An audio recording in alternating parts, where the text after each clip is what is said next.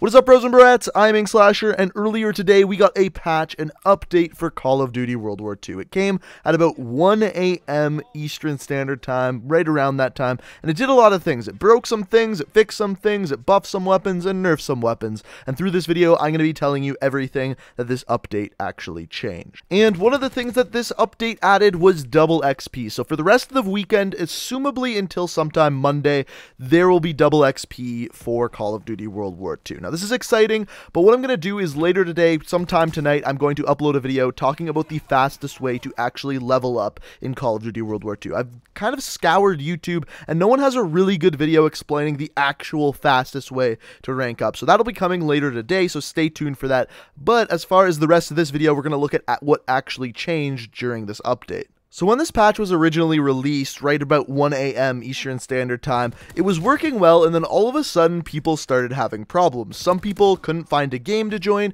other people were just having really laggy games, almost stuttery, and other people were getting into war games where they couldn't shoot anyone and they could only get killed. A very, very odd glitch. And I'm guessing that this is why they released the patch at such an odd time. They knew it was going to introduce problems, and hopefully by the middle of the day today, these problems will be fixed. Do I know that for sure? No, not really, but one can only hope.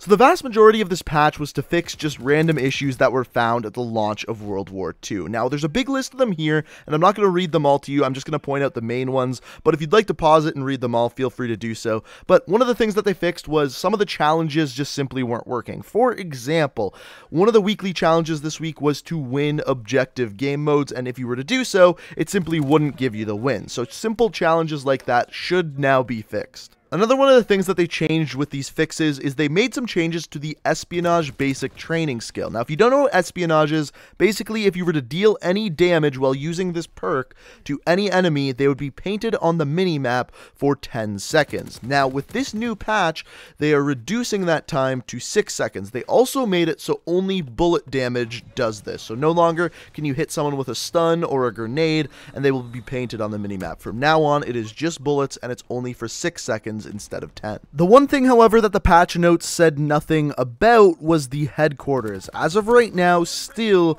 only I am spawning into my headquarters. When that will change, I have no idea. Hopefully it's soon, but as of right now, I'm still the only one in my headquarters. And aside from that, it's just fixing various bugs, user interface improvements, different types of glitches, and things like that. But then we get to the buffs and nerfs, the part that probably most of you are here to hear. So let's start off with the nerfs, because if you ask me, this is far more interesting than the buffs. So first of all, the bar got nerfed, the God gun, the gun that absolutely everyone loved. Now what's changed? They decreased the fire rate and widened the hip spread. So let's answer the question, is this weapon now garbage? And the answer to that is God, no. The bar is still 100% one of the best weapons in the game. It's now just more comparable to other assault rifles and just other weapons in the game, all in all. However, what was actually changed on the weapon is they decreased the fire rate from about 615 RPM to about 570 RPM, which is about a 7% decrease. Can you notice it? Yes. The one thing I will say is if you get from mid to long range gunfights with this weapon, this is where you're gonna really notice the decrease in fire rate. And if the fire rate is really bugging you, you can always throw on rapid fire and it will bump that fire rate almost exactly to the old fire rate of 615, which is definitely useful to use on this weapon now. The second weapon that they did a large nerf to was the FG42. This was a rifle that a lot of people were comparing to the bar. What did they do to this weapon? They increased the recoil and widened the hip fire. So what about this weapon? Is this weapon garbage now? Yeah, actually, kind of, because the big selling point of this weapon before was how accurate it was, and at this point, they added a lot of recoil to this weapon, so much that I wouldn't even be surprised if they decreased it a little bit, because now it is much more difficult to handle, and in fact, I would say at long range, you're going to have a very difficult time killing people quickly with this weapon, whereas before, it was so easy to kill people at long range with this weapon. So, let me know what you think down in the comments, but if you ask me, this is a very large nerf to the FG42. They also buffed the other automatic rifle, the STG44. Basically, all they did to this weapon was widen the hip spread, and this weapon is still fantastic. In fact, with the nerf to the bar, I would say that now the STG44 and the bar really do compete for the best weapons in the game. They also nerfed the machine pistols. They decreased the range, both akimboed and non-akimboed, so a little worse than before, still good though. And the final nerf is to sniper rifles, and this is an interesting one to me. The wording that they gave us on this is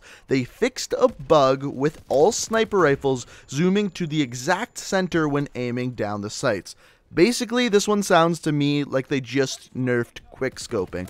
I don't exactly know what exactly they mean by that, but to me it sounds like before, when you were to quickscope, it would aim directly at the center of your screen. Now, it's not going to do that every time, making quickscoping a little bit more difficult. But let me know down in the comments what exactly you think that means. Now moving on to the buffs. So the first one actually really surprised me here. So this one is for the toggle action shotgun, and this is a damage increase at extremely close range. And the increase was at extremely close range, pretty much almost arm distance, but you can now more easily get one-shot kills with the toggle action. And this one really surprised me because I thought they were trying to keep this weapon kind of further away from where the Brecci was in Black Ops 3, which was just a damage machine which could kill people very easily and was far too easy of a shotgun to use.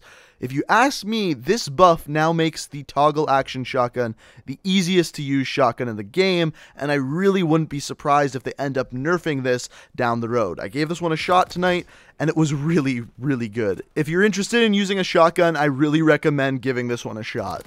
The next buff is for the Bren Lmg. It got an increased damage per shot. I still don't think this weapon is that great. I think if it wants to be competitive, it needs a larger magazine, and on top of that, maybe a fire rate buff. But all in all, still not the best weapon in the game. Also though, the Lmg Bipod got a buff. So it sped up the aim down sights time when you are in the bipod stance. So I don't think that many people really use the bipod in the game that frequently, so I don't think this is too big of a deal. However, it's just important to know that that has been changed. And aside from a few different glitch fixes and zombies, that is pretty much the patch. Let me know what you think down in the comments. Do you think they buffed the right things, nerfed the right things? Let me know what you think down in the comments below. Also, if you enjoyed the video and found it informative, it would be fantastic if you could hit that like button. I really do appreciate it, and it really does help out the channel. And if you're new to the channel and like what you see, it's always very greatly appreciated if you hit that subscribe button. But guys, I hope you enjoyed the video. Thank you so much for watching, and until next time, peace out. Hold on